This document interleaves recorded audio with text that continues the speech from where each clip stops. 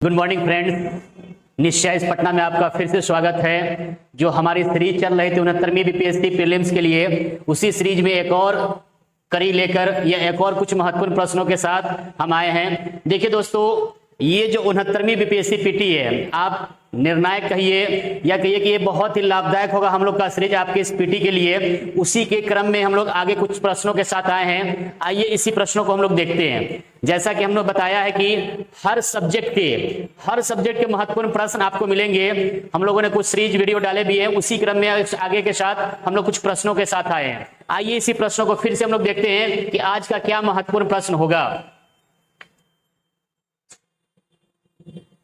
देखिए दोस्तों, आज का पहला प्रश्न है कि बायोडिग्रेडेबल अपशिष्ट को आमतौर पर जिसकी मदद से उपयोगी पदार्थ में बदला जा सकता है वह है। ऑप्शन पहला है बैक्टीरिया, वायरस, परमाणु प्रोटीन, उपयुक्त में से एक से अधिक या कोई नहीं। और हम लोग इंग्लिश में क्वेश्चन देखें, biodegradable waste can usually be converted into a useful substance with the help of bacteria, virus, nuclear protein, more than one of the above या नन ऑफ द अबव। तो देखिए दोस्तों, ये जो क्वेश्चन है, पहले समझना है कि बायोडिग्रेडेबल का मीनिंग क्या होता है। तो देखिए, जो पदार्थ हमारे एटमॉस्फेयर में आसानी से कन्वर्ट हो सकता है, आसानी से गल जाता है, वैसे पदार्थ को बायोडिग्रेडेबल के नाम से जानते हैं। अब बोलिएगा ये बायोडिग्रेडेबल अपशिष्ट को गलाता कौन है? तो देखिए, इस बायोडिग्रेडेबल को गलाने का काम जो करता है वो हमारा जीवाणु करता है, वो हमारा कवक करता है, या और भी छोटे ऑर्गेनिज्म करते हैं। तो इस ऑप्शन को गौर से देखेंगे तो जीवाणु जो है वो पहले ऑप्शन में नजर आ रहा है, बैक्टीरिया पहले ऑप्शन में नजर आ रहा है। तो इस प्रश्न का आंसर क्या हो जाएगा? बैक्टीरिया।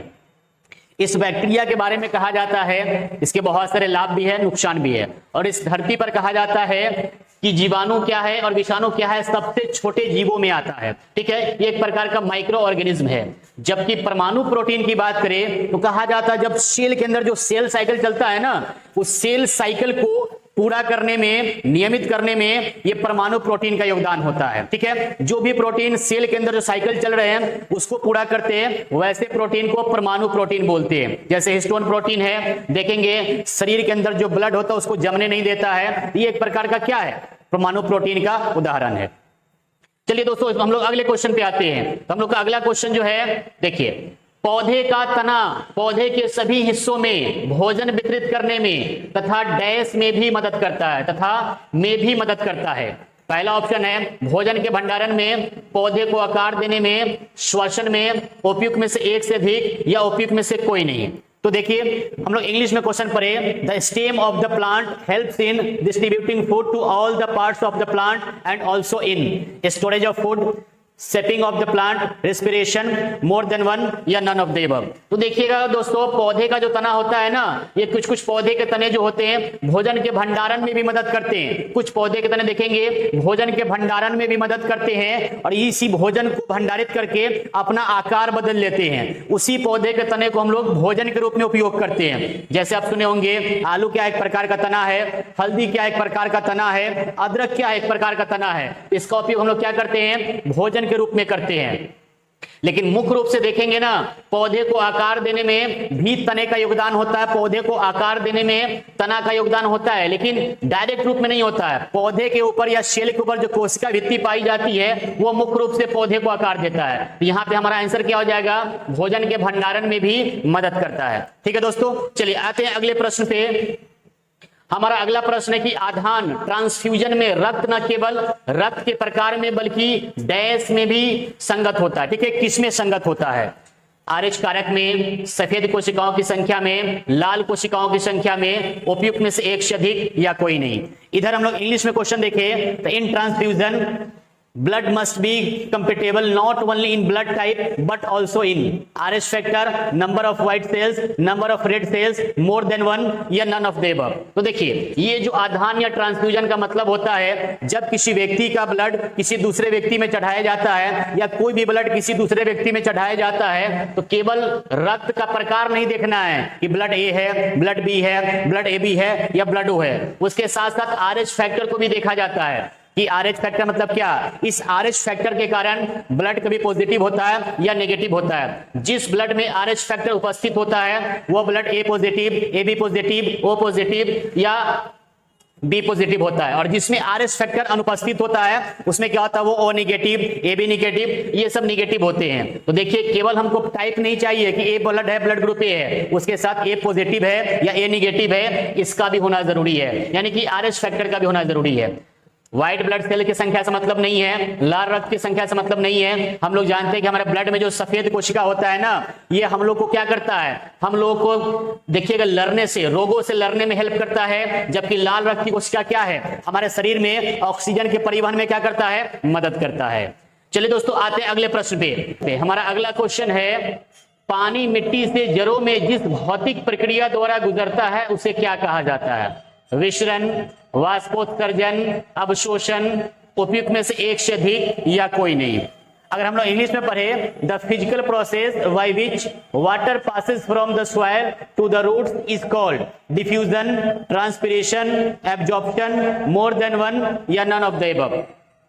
देखिए हम लोग यहाँ पे कह रहा है कि जड़ से पानी कहाँ जाना है, पत्ती तक जाना है। तो कहा जाता है जब जिस प्रक्रिया द्वारा, तो हम लोग पढ़ते एक प्रक्रिया जिसका नाम है परासरण। और परासरण एक ऐसी प्रक्रिया है जिसमें दो भिन्न भिन्न सांद्रता वाले घोल जब एक साथ मिलते हैं तो कम सांद्रता से अधिक सांद्रता की ओर जो घोल जाता है ना, उसी को हम लोग बोलते हैं परासरण। और यहाँ पर देखिए पानी में भी जो रूट के द्वारा जो जल का अवशोषण होता है वो देखिएगा ऊपर की ओर चढ़ता है, यानी कम सांद्रता से अधिक सांद्रता की ओर चढ़ता है। इसी प्रक्रिया का नाम है परासरण। और इसी परासरण प्रक्रिया द्वारा पानी जो है मिट्टी से जड़ों में चढ़ता है ऊपर की ओर, मिट्टी से जड़ों में, और जड़ों से कहां तक जाता है, पत्ती तक। तो जड़ों से पत्ती तक जो ले जाता है उसी का नाम क्या है, जाइलम। जाइलम एक प्रकार का क्या है, संवहनी उत्तक है। और जिस प्रोसेस से जड़ों में आता है उसी प्रोसेस का नाम क्या है, परासरण। ये परासरण। तो हमारा इस ऑप्शन में कहीं भी परासरण नजर नहीं आ रहा है, इसका मतलब हमारा आंसर क्या हो जाएगा, उपयुक्त में से कोई नहीं। बात करें विसरण की, तो विसरण क्या है, जब कोई पदार्थ किसी वातावरण में जब किसी पदार्थ को रखते हैं तो वो क्या होता है, फैल कर समांग मिश्रण बना लेता है, वैसे प्रक्रिया को विसरण कहते हैं। जैसे किसी बाह्य वातावरण में अगरबत्ती जला दे, परफ्यूम छोड़ दे तो पूरे जगह फैल जाता है, यही प्रक्रिया का नाम क्या है, विसरण है। वाष्पोत्सर्जन की बात करें तो पौधे की जब पत्ती से जल देखेंगे बूंद बूंद करके ऊपर की ओर वायुमंडल में जाता रहता है, इसी प्रक्रिया का नाम क्या है, वाष्पोत्सर्जन है। यह वाष्पोत्सर्जन प्रक्रिया किसके द्वारा होता है, पौधे में देखिएगा छोटे छोटे छिद्र स्थित होते हैं जिसको स्टोमेटा बोलते हैं या रंध्र बोलते हैं, उसी रंध्र के माध्यम से वाष्पोत्सर्जन होता है। बात करेंगे अवशोषण की, तो अवशोषण का मतलब होता है किसी ठोस या द्रव वाले पदार्थ का, किसी भी द्रव या गैसीय पदार्थ का अपने अंदर समाहित कर लेना, एब्जॉर्ब कर रहा होता है, ठीक है ना, इसी प्रक्रिया का नाम है अवशोषण। ओके दोस्तों, चलिए आते हैं अगले प्रश्न पे। हमारा अगला प्रश्न है, pine, fir, spruce, cedar, large, Cyprus आदि मशहूर लकड़ी उत्पादक पौधे में से बहुत से भारत के पहाड़ी क्षेत्रों में पाए जाते हैं, ये सभी क्या कहलाते हैं? अनावृत बीजी, एक बीजपत्री, द्विबीजपत्री, उपयुक्त में से एक से अधिक या कोई नहीं। और यहाँ पे हम लोग बात करें, among the well known timber producing plant such as pine, fir, spruce, cedar, large and cypress, many are also found in the hilly regions of India. What are all this called? First one gymnosperm, monocot, dicot, more than one या none of the above. और हम लोग बात करें इसके बारे में तो कहा जाता है ये जितना भी प्लांट आपको नजर आ रहा है अधिकांशतः ये भारत के पहाड़ी क्षेत्र में है। और ये सारे प्लांट जो होते हैं ये अनावृतबीजी के उदाहरण है, यानी जिम्नोस्पर्म के उदाहरण है, ठीक है। किसके उदाहरण है? अनावृतबीजी के उदाहरण है, यानी कि इसमें जो बीज होता है वो बाहर होता है फलों के, ठीक है, इसी को अनावृतबीजी यानी जिम्नोस्पर्म कहते हैं। इसका आंसर क्या हो जाएगा? जिम्नोस्पर्म। जबकि एक बीजपत्री का मतलब होता है वैसे पौधे जिसके बीज दो बराबर भागों में विभाजित नहीं हो सकते, वैसे प्लांट को एक बीजपत्री कहते हैं। जैसे केला का प्लांट देखेंगे, घास का प्लांट देखेंगे, मक्के का प्लांट देखेंगे, गेहूं का प्लांट देखेंगे, चावल का प्लांट देखेंगे, इनके बीज जो होते हैं एक बीजपत्री कहलाते हैं। जबकि द्विबीजपत्री की बात करें तो जिसके बीज दो बराबर भागों में बढ़ जाते हैं ना, उसको हम लोग क्या बोलते हैं? द्विबीजपत्री के नाम से जानते हैं। जैसे देखिए चना का प्लांट है, सरसों का प्लांट है, मटर का प्लांट है, शीशम का प्लांट है, आम का प्लांट है, ये सब क्या है? द्विबीजपत्री के उदाहरण है। ठीक है दोस्तों, चलिए आते हैं हम लोग अगले प्रश्न पे। हमारा अगला प्रश्न है, परागन की सुपरिभाषा है। परागकण का अंकुरन, परागनली का बीजाणु तक पहुंचना, कीटों का फूलों तक पहुंचना, उपयुक्त में से एक से अधिक या कोई नहीं। और इधर हम लोग बात करें, the super definition of pollination is germination of pollen grains, pollen tube reaches the spore, insect reaching flowers, more than one या नन ऑफ द अबव। तो देखिए, परागन का मतलब होता है, परागन एक प्रक्रिया है, पॉलिनेशन एक प्रक्रिया है जिसके माध्यम से परागकोश से परागकण निकलकर वर्तिकाग्र तक पहुंचता है। यानी कि जो नर भाग होता है उसके परागकोश से मादा भाग के वर्तिकाग्र तक पहुंचने का नाम ही क्या है? परागन है। ऐसा किसी भी ऑप्शन में ऐसा बात नहीं लिखा हुआ है, इसका मतलब इसका आंसर क्या हो जाएगा? उपयुक्त में से कोई नहीं। ठीक है, उपयुक्त में से कोई नहीं। चलिए हम देखिए, ये जो परागन की प्रक्रिया है ना, बहुत सारे माध्यम से होती है। परागन की प्रक्रिया बहुत सारे माध्यम से होती है जिसको अलग अलग नामों से जानते हैं। जैसे परागन अगर जल के द्वारा हो तो उसको हाइड्रोफिली के नाम से जानते हैं। परागन वायु के द्वारा हो एनिमोफिली के नाम से जानते हैं। परागन देखिए कीटों के द्वारा हो एंटोमोफिली के नाम से जानते हैं। परागन देखिए अगर जंतु के द्वारा हो तो जूफिली के नाम से जानते हैं। यदि परागन पक्षी के द्वारा हो तो ऑर्निथोफिली के नाम से जानते हैं। यानी बहुत सारे परागन के मोड्स होते हैं, मेथड्स होते हैं जिसके थ्रू परागन की क्रिया होती है। चलिए दोस्तों आते हैं अगले प्रश्न पे।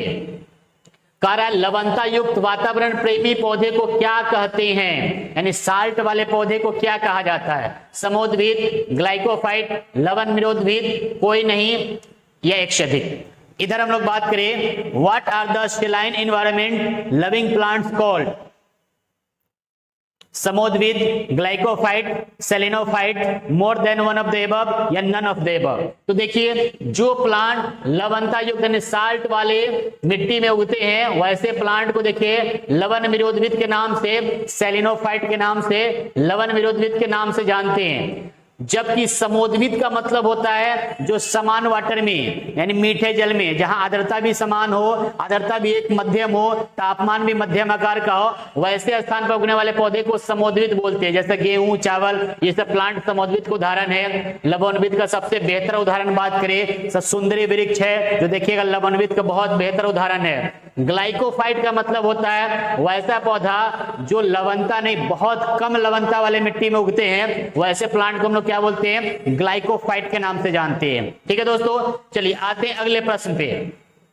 हमारा अगला प्रश्न है, अधिकतम एंजाइम होते हैं वसा, अम्ल, क्षार, कोई नहीं या एक से अधिक। फिर हम लोग बात करें, maximum number of enzymes are fat, acid, alkaline, more than one या नन ऑफ द अबव। तो देखिए दोस्तों, जितना भी एंजाइम होता है ना, सब के सब मोस्ट रूप से कहिए, मुख्य रूप से कहिए, वो क्या होता है? प्रोटीन होता है। जितना भी मेन एंजाइम होता है सारे के सारे मुख्य रूप से क्या होते हैं? प्रोटीन होते हैं। और एंजाइम एक प्रकार का क्या है? उत्प्रेरक है, जो देखेंगे हमारे अंदर चलने वाले जैविक रासायनिक अभिक्रिया को या तो बढ़ा देता है या तो कम कर देता है। ठीक है, उसी के लिए हम लोग एंजाइम को बोलते हैं जैव उत्प्रेरक, बायोकैटलिस्ट के नाम से जानते हैं। और ये अधिकांश क्या होता है? प्रोटीन। हमारे ऑप्शन में कहीं भी प्रोटीन नजर नहीं आ रहा है, इसका मतलब इसका आंसर क्या हो जाएगा? उपयुक्त में से कोई नहीं है। वसा की बात करें तो हमारे खाद्य पदार्थ का एक महत्वपूर्ण स्रोत है और ये वसा से सबसे अधिक मात्रा में एनर्जी मिलती है। ठीक है, जबकि अम्ल की बात करें, अम्ल एक ऐसा पदार्थ है जो स्वाद में खट्टा होता है और देखेंगे इसका पीएच वैल्यू जो होता है जनरली 0 से 7 के बीच होता है, तो इसको हम लोग अम्ल बोलते हैं। क्षार की बात करें तो क्षार क्या होता है? स्वाद में कड़वा होता है और इसका पीएच वैल्यू जानेंगे तो 7 से 14 के बीच होता है, ये है क्षार। ठीक है दोस्तों, चलिए आते हैं अगले प्रश्न पे। हमारा अगला प्रश्न है, एक नाभिक की द्रव्यमान संख्या क्या है? न्यूट्रॉन और प्रोटॉन की संख्याओं का योग होती है, न्यूट्रॉन और प्रोटॉन की कुल द्रव्यमान होती है, हमेशा परमाणु भार से अधिक होती है, उपयुक्त में से एक से अधिक या कोई नहीं। और हम लोग इधर बात करें, mass number of nucleus First one is the sum of the numbers of neutrons and protons. Second one, the total mass of the neutrons and proton is. Third one, always greater than the atomic mass, या more than one, या none of the above. तो देखिए, जब हम लोग किसी परमाणु के बारे में बात करते हैं तो परमाणु के सेंटर को नाभिक बोला जाता है और उस नाभिक में प्रोटॉन और न्यूट्रॉन रहते हैं। इसी प्रोटॉन और न्यूट्रॉन की संख्याओं के योग को हम लोग क्या कहते हैं? द्रव्यमान संख्या कहते हैं। संख्याओं के योग को, न कि संख्याओं के द्रव्यमान को, ठीक है। संख्याओं के योग को क्या बोलते हैं? द्रव्यमान संख्या बोलते हैं। इसका मतलब कौन सा आंसर हो जाएगा? पहला आंसर हो जाएगा। न्यूट्रॉन और प्रोटॉन की संख्याओं के योग को ही क्या बोलते हैं? द्रव्यमान संख्या बोलते हैं। हमारा कौन सा आंसर? फर्स्ट आंसर हो जाएगा, ठीक है। हम लोग जानते हैं नाभिक में 3 मौलिक कण होते हैं। नाभिक के अंदर प्रोटॉन और न्यूट्रॉन, जबकि इलेक्ट्रॉन उसके चारों ओर क्या करता है? चक्कर लगाता रहता है। प्रोटॉन पे पॉजिटिव चार्ज, न्यूट्रॉन पे कोई चार्ज नहीं होता है, जबकि इलेक्ट्रॉन पे क्या होता है? निगेटिव चार्ज होता है। चलिए दोस्तों, हम लोग आते हैं, ये आज के लिए एक लास्ट प्रश्न है जो हम लोग को 10 प्रश्नों की जो महत्वपूर्ण सीरीज है उसमें आज हम लोग लास्ट प्रश्न में बात करते हैं। क्वेश्चन हमारा है कि एक तत्व के समस्थानिक अलग अलग होते हैं। एक तत्व के समस्थानिक अलग अलग होते हैं। प्रोटॉन की संख्या में, द्रव्यमान संख्या में, इलेक्ट्रॉन की संख्या में एक से अधिक या कोई नहीं। The isotopes and elements are different in the number of protons, mass number, in the number of electrons, more than one या none of the above। तो देखिए, और हम लोग यहाँ पे बात करेंगे समस्थानिक अलग अलग किस रूप में होते हैं। तो याद रखना, किसी भी तत्व का समस्थानिक का मतलब होता है जिसकी परमाणु संख्या समान हो लेकिन द्रव्यमान संख्या अलग अलग हो, वो उस तत्व को एक दूसरे का समस्थानिक बोलते हैं। एक ही तत्व के परमाणु संख्या अलग अलग हो और परमाणु संख्या सेम हो और द्रव्यमान संख्या अलग अलग हो, उसी को समस्थानिक बोलते हैं। जैसे हाइड्रोजन 1h1, फिर देखिए 1s2, फिर देखिए 1s3, ये क्या है? ये हाइड्रोजन के समस्थानिक है, जिसमें सब में परमाणु संख्या एक है लेकिन द्रव्यमान संख्या सबका क्या है? अलग अलग है। यानी प्रोटॉन की संख्या तो रहेगी लेकिन देखेंगे सब में, देखेंगे इलेक्ट्रॉन की संख्या, देखेंगे न्यूट्रॉन की संख्या सब में क्या होती है? अलग अलग हो जाती है। प्रोटॉन की संख्या तो सब में रहेगी लेकिन देखेंगे सब में क्या होता है? न्यूट्रॉन की संख्या अलग अलग हो जाती है। इसके अकॉर्डिंग हम लोग जाएंगे तो कौन सा आंसर हो जाएगा? तो यहाँ पर भी देखेंगे उपयुक्त में से कोई नहीं, क्योंकि न्यूट्रॉन की संख्या सब में डिफरेंट होती है, जिसकी वजह से समस्थानिक क्या होते हैं? अलग अलग हो जाते हैं। ये दोस्तों रहा आज के प्रश्न का संपूर्ण विश्लेषण। इसी तरह कुछ और नए प्रश्नों के साथ फिर हम लोग अगले क्लास में या अगले सीरीज में आते हैं। इस प्रश्न जो प्रश्न आप देख रहे हैं, ये सारे बीपीएससी के लिए बहुत ही महत्वपूर्ण प्रश्न है और बार बार बीपीएससी ऐसे प्रश्नों को पूछता है। ये संपूर्ण व्याख्या के साथ फिर हम लोग कुछ प्रश्नों के साथ अगले सीरीज में मिलते हैं। तब तक के लिए धन्यवाद।